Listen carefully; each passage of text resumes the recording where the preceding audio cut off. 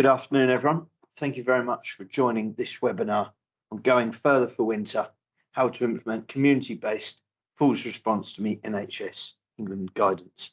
My name is Ruben and I'll be introducing this webinar today. This webinar is based on guidance that came out a few weeks ago, which many of you will have seen. We don't believe funding details for this have been announced yet, but we think they're coming soon. So we'll keep you updated on that. But this webinar is more about the implementation and sharing best practice.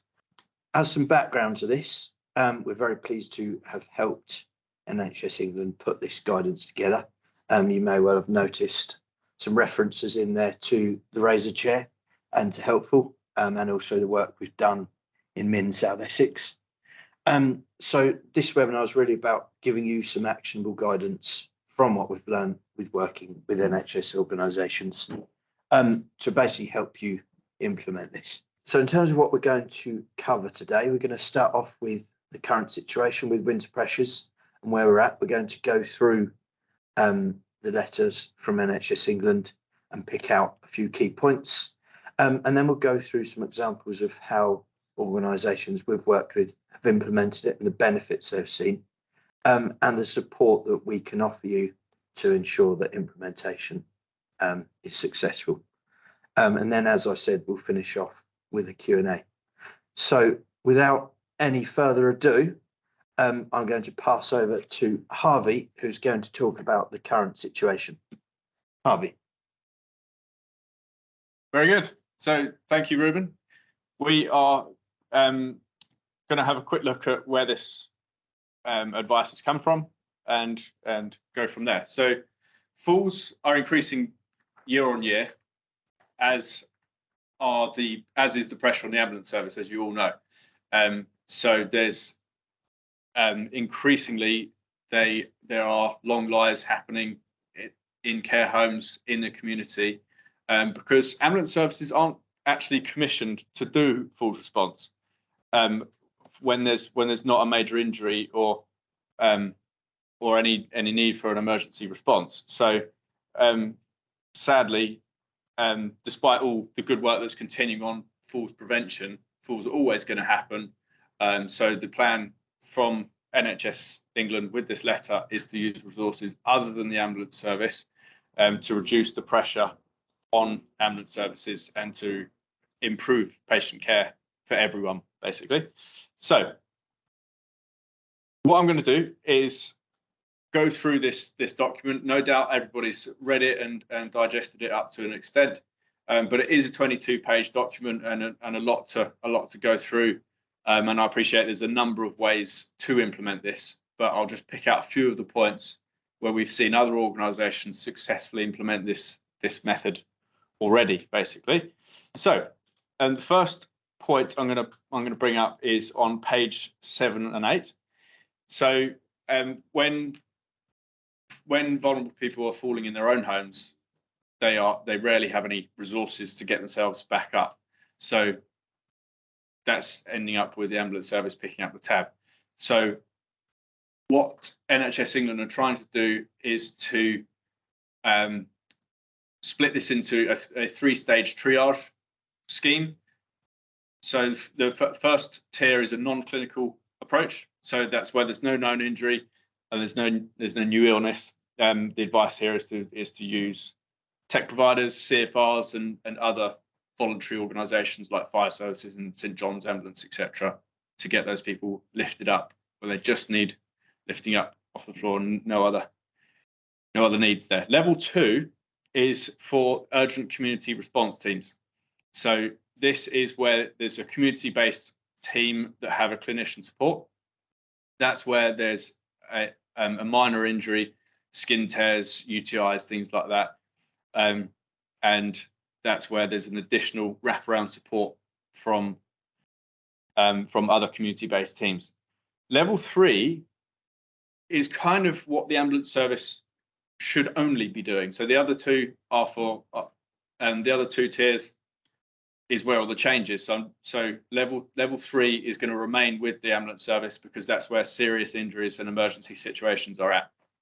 So that's the falls triage system that needs to be put into place. Now, the actions for this are to ensure that referral processes are in place to pick up the calls, be it from an ambulance service or directly into tech providers, or from care homes, etc. This chapter has been mainly about falls in the community, and care homes are covered in the next section. So chapter 4. Care homes are also a big hotspot for falls. Point 4.2 shows that there is a lot of evidence that shows there are many benefits to collaborations between care homes, ICBs and equipment providers, etc., resulting in patients spending less time on the floor and they have a much less traumatizing experience. It also allows homes to respond quicker and easier and safer. And of course, ambulance services are then freed up to concentrate on actual emergency situations. With care homes, there's an ingrained risk aversion when it comes to falls. So the default position is that they then call an ambulance when somebody's had a fall. There's a couple of reasons for that. One is misconceptions with no lift policies. So often a care home will have a no lift policy. So when somebody falls, don't lift them, leave them on the floor, wait for an ambulance service. And that's resulting in long lies and then unnecessary hospital admissions, etc. So what those no lift policies initially were talked about for were to stop care home staff physically lifting people from the floor, which is putting care staff at risk and also the fallen person. It doesn't mean to leave somebody on the floor. So there's a bit of a misconception around that. The other reason is about the worry of making the wrong decision on when and when not to lift a fallen person. A non-clinical care home provider, caregiver may not feel they're qualified to lift somebody, and they may be worried about what if I lift this person and they're not safe to lift. So that is the other issue with care homes and doing a falls response of their own. Now, the actions here are to provide lifting equipment to enable care home staff to easily lift residents from the floor, and also to provide care homes with a decision-making and reporting tool to empower care home staff to decide whether it's safe to lift a fallen person or not. Training will be needed for both of the above components. When it comes to the progress and impact metrics that the NHS England will be monitoring, one clear way that the progress metrics can be influenced is increasing the number of care homes that have falls lifting equipment, and obviously the staff trained to respond to the falls. That directly flows into the impact metrics. So an ICB that we recently worked with rolled out equipment into care homes, and they've reduced the ambulance call-outs due to falls in care homes from 55% down to 13%. So it's had a massive impact on the number of dials of 999 for falls-related injuries. So that's a couple of ways that those metrics can be influenced. So that is a really quick whiz through of the letter. I appreciate there's plenty of ways to go about that, but it gives you another perspective based on some really successful ways that other providers have done it. Now I'm going to hand over to Grant, who's going to go through some of the ways that other organisations have actually put that letter into practice and the outcomes from it. So this is Grant. Thanks, Harvey. I am indeed Grant. So this part of we've gone through the letter, and this bit, what we wanted to do is just go through some of the organisations that are maybe some of this guidance was written off the back of.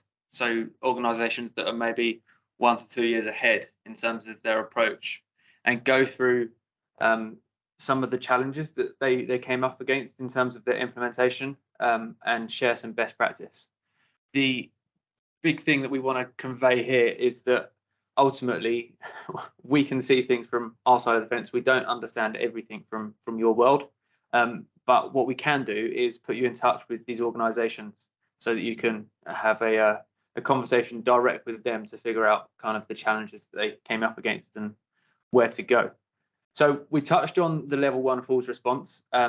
What's good about this, I think, is that it's a vast cohort of people that is available, both in terms of the CFR area, but then also NHS volunteers, and being creative in who we involve, like your tech providers and your fire service. Now, one case study wanted to make a point of showing was the work that was done, or the work that South West Ambulance Service did. So that was around equipping their CFRs with the razor chair to allow them, their CFRs, their volunteers, to respond to these falls.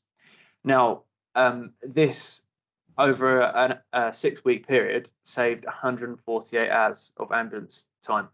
So that in its own right is good, in the sense that we've got the ambulance service able to respond to category 1 calls. But in addition to that, what we're doing is, by having a quick response, we're reducing the number of long lies and then the subsequent deterioration from that. If we then move on to the next slide, which is the level 2 falls response, which is the urgent community response. So urgent community response, again, is nothing new. It's been guidance for a while now. We wanted to bring attention to some work that Dorset Urgent Community Response are doing. So they are specifically responding to minor injury fallers, and they have 4 cars across the county offering an 8-to-8 service. And what makes their service possibly slightly unique, or maybe ahead of where some are, others are in the country, is that they're pulling calls directly from the 999 stack.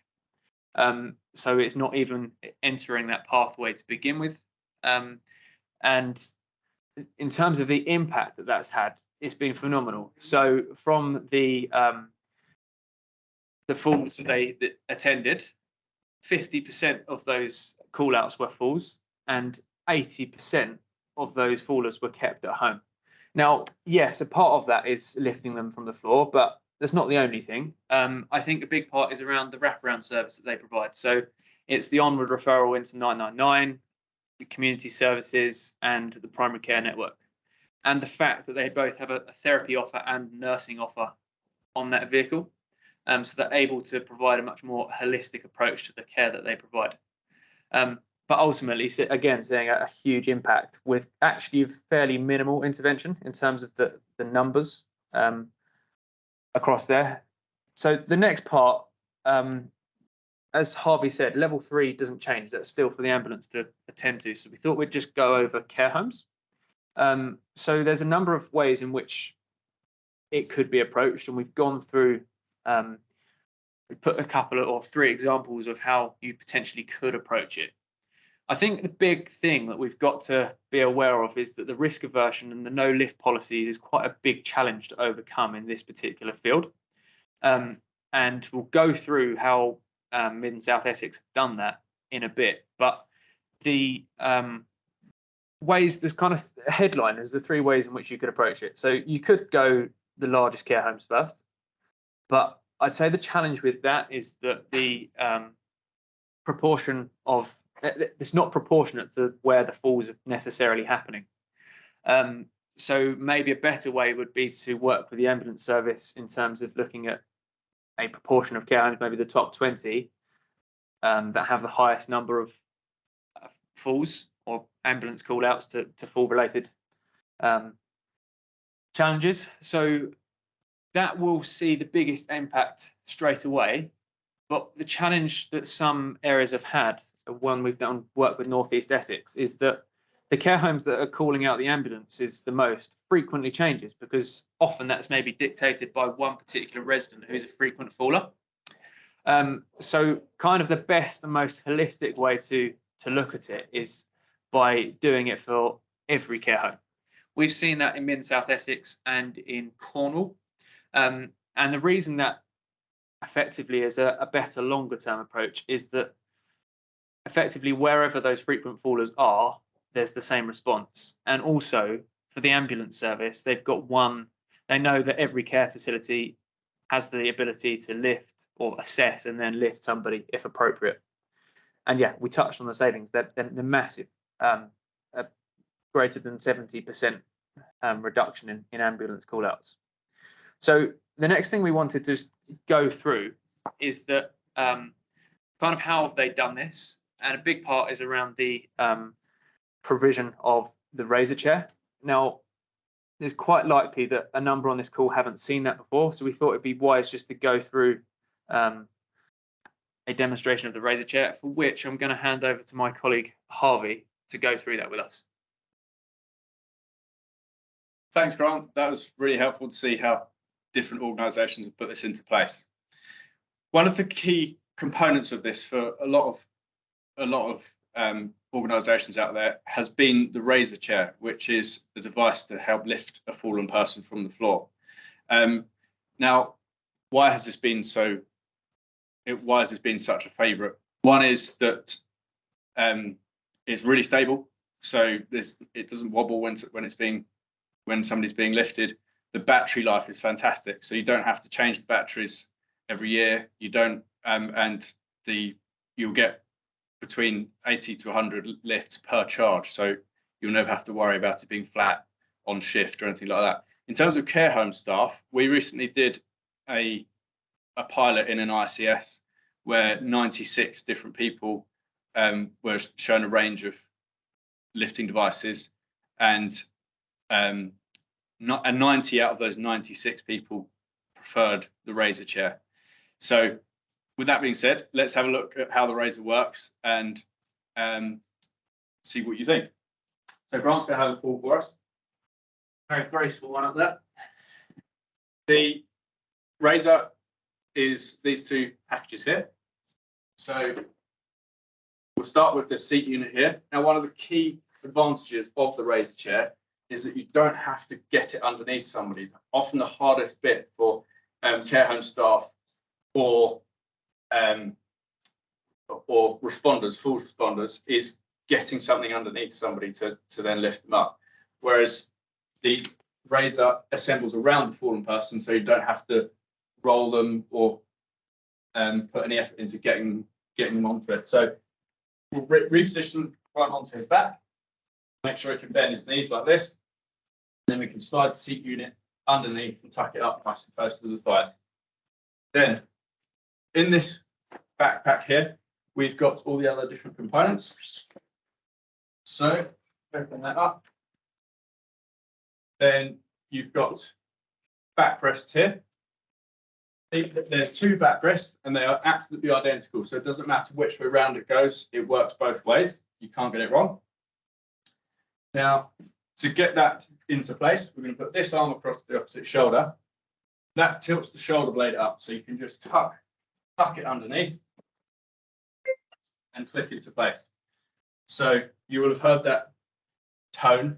That's it turning itself on, so you don't need to bother about that. We'll get the other backrest out. Now, let's assume that Grant isn't in a wide open space like this, and there's a bed or a bathroom wall or a toilet or something there that I can't access.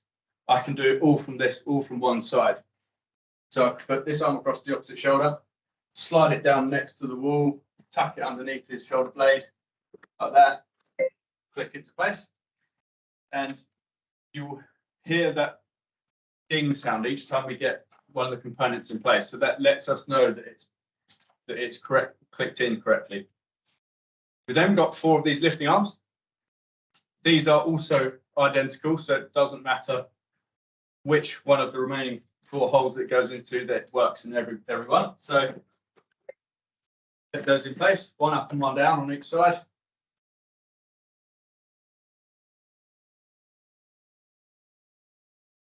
Like so. And then when we get the last piece in, it makes a different sound. Like that. So that lets us know that it's all correctly assembled. Now, if I've forgotten to put this piece in, or I've only put it in halfway, so it's not fully engaged, if I then press up, it will give me an error tone. So it's actually, you can't get it wrong. It won't operate unless you've done it correctly. So once I click this in properly, it does that final tone, and it will now let me lift. So I've either got fixed buttons on the side, or the remote control that just comes out there, it's held in there with a magnet. All I need to do now is support the fallen person's head, press up. Here we go. So it's a bit difficult to hear just how quiet it is over Teams, but it's so much quieter out there than like an air compressor or something like that. So also so much more stable. So if you rock around on their graph, if the fallen person's got involuntary movement or they're a bit anxious or whatever, really nice and stable. As soon as I take my finger off the button, it will stop. So I can stop at any point. There's not fixed stages that I have to stop at. I often stop it at this sort of fairly comfortable seated position so that somebody can get their bearings, calm down. If it's a UCR team that's going to be doing some more obs, really good time to do that. When somebody's is then needing to mobilise off, we can get a Sara steady or a walking frame or whatever's needed. Then we can go right the way up to a perching position. So I'll take it all the way up to the top so you can see how high it goes. Like so. And it's starting to tilt forward to make it really nice and easy to stand from there. So that is the razor chair. Thank you, Harvey. So we've been discussing the razor chair, and obviously another part of this is that yes, you have the ability to lift somebody with ease in a dignified manner, but actually the big barrier that we've got is assessing whether somebody's safe to lift or not. So at this point, it's a fitting introduction to helpful. So if I click the slide along, you can see. So this is something that you may not have come across yet. Now, the reason for that is that this has kind of been launched in conjunction with the guidance that came out only a couple of weeks ago. So this is a tool that effectively is what we would class as the new standard in post-fall decision making. The reason being is that it mirrors the 111 questions, and rather than working on the assumption that 999 is kind of the preferred option, it really encourages referrals to other services other than 999. And it's built completely with the end game of enabling non-clinicians to assess whether somebody's safe to lift or not. As we mentioned, this is being developed with the South West Ambulance Service. This is effectively their traffic light system that they've been using for years, and we've been working with them to turn it into a digital version. So any carer can access this by scanning a QR code on any device, and it brings up helpful. So if we press start, I won't read through all the questions, but you can see the gist of it. Effectively, we've got the traffic light down the side, which is red for major injury, amber for minor injury, and then green for no injury fall. And depending on where you are, the guidance will be different. So at the moment, we're in the major injury section.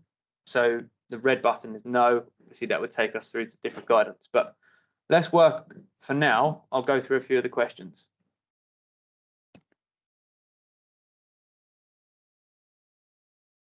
You can see that there's like the overarching question and then a helpful hint underneath in terms of what to be looking for. Does the person have had any of these symptoms? Dependent on the outcome of that, you click regarding or whatever the outcome would be, and then showing signs of having a heart attack. If we just maybe go through the different options here, if I was to say yes, they are showing signs of having a heart attack, you'll see that the guidance is to do not lift the person, call 999, give first aid as needed, and consider making the person comfortable.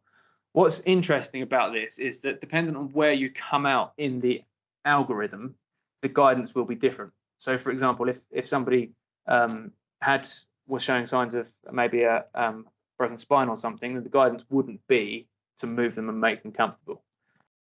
So go back to the previous question and keep going through. We're checking for fractures. And then this is the last major injury section. So at these points, it's always requesting that you call 999. So press no, and then you can see it changes through to the minor injury. So this is where kind of it would work well to tailor in with the urgent community response services. So let's say yes, the care provider or the caregiver goes to the person and finds that yes, they do have a new injury to the arm, maybe they've cut themselves on the way down, they can press yes to the above. Now, this is very much generic guidance. So give first aid as needed, lift the person, and then contact GP or locally agreed provider. Now, this page can actually be customized depending on what organization you'd like them to refer through to in your specific area. So that's something we can take offline if something would be relevant to you. And then I'll just keep going. Taking anticoagulants. No. And then we're checking if the person has fallen from a height of 3 feet or more. No. So what we've gone through the whole lot, and we've identified that there's no major or minor injury. So you're actually, you've gone through to the no injury page, and then the guidance is to lift the person and observe the person. Very similar to any historical guidance. So what was really interesting in terms of the pilot and the study that we've done on Helpful is that just coming back to this risk aversion thing, this next part I'm about to show you was almost like an unexpected outcome of the pilot, and really, really interesting. So once they've got to this part, they can press complete a report. So take, for example, in a care home setting, unique client reference and the name of the care home. And then there's the option for free text, so you can put in details of the injuries and such like. And then you can put in an email address, and it will email the report through to that email address.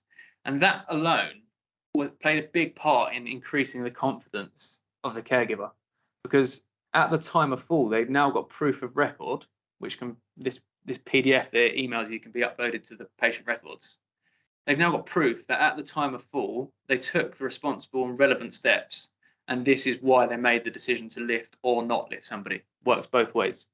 I thought it'd be helpful to go through an example of the report. It's quite small there, but on the left-hand side, you've got an actual example of a care home report from a pilot that we did in North East Essex.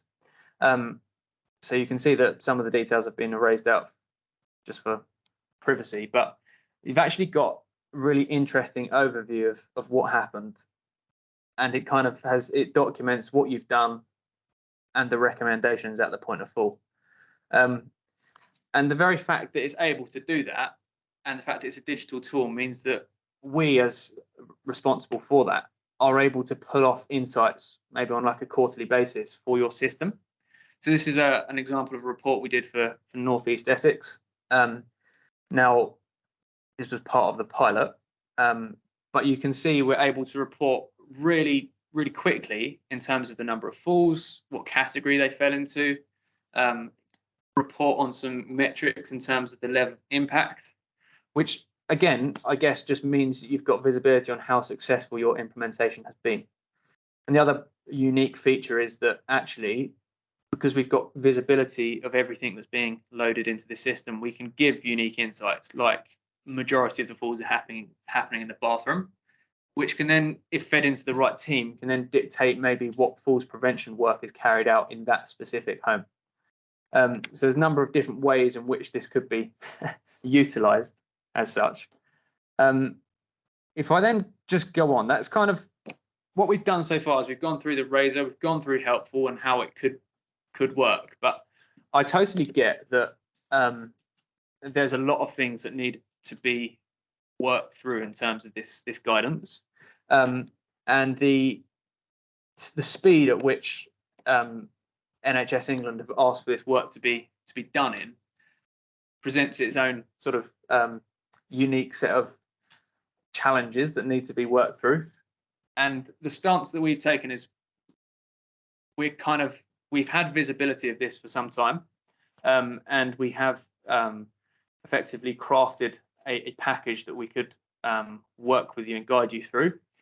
We've put a list on the slide here of the key decisions that effectively need to be made. Once you've kind of got an idea of where you're implementing and what kit you're going to be using, then it does open up a bunch of questions around how do we actually implement? How do we provide that training? What do we do around the servicing? And I think that's really essential that we have maybe a direct Teams call with whatever problems and things you're working through as per your system, because we can custom build whatever offering and package you need. In terms of some of the ideas that we've had to increase the number of people that are able to be trained within the shortest period of time, we've put together a comprehensive train-the-trainer package. So we would offer a certain number per implementation of train-the-trainer sessions. Those trainers are then both given training, yes, on Helpful and on the Razor Chair, but they're given a package to help them then cascade that training into care homes or other UCR teams. So that package might include, a training video, competency checklists, certificate templates. So they don't just rock up to a training session, get trained, and then have to, go their own way. We actually support the whole way through the process. And that's exactly what we had to do with Mid and South Essex. So worked very closely with them in terms of identifying the care homes that we were going to work with. Then it was a case of contacting them, arranging the training session and identifying a Falls champion, and then doing that train-the-trainer session, and kind of keeping close to the impact of the project so that we can offer that refresher training where required. Because as with all these things, implementation is always the challenge. So I think that probably covers it in terms of the overview of the presentation. But I'm going to hand over to Harvey to just go through them, and we'll take it from there. Great. Thanks, Grant. One which I guess came in earlier about the Falls and post-Falls assessment tools, which I believe has been since gone over in the helpful demonstration. If you want to hear more on that, then definitely get in touch afterwards. We'll kind of go through it again individually with you to show you in more detail, and then how it can work specifically in your case. Are there any other questions that have been coming through since? If anybody has got any questions, definitely ping them in.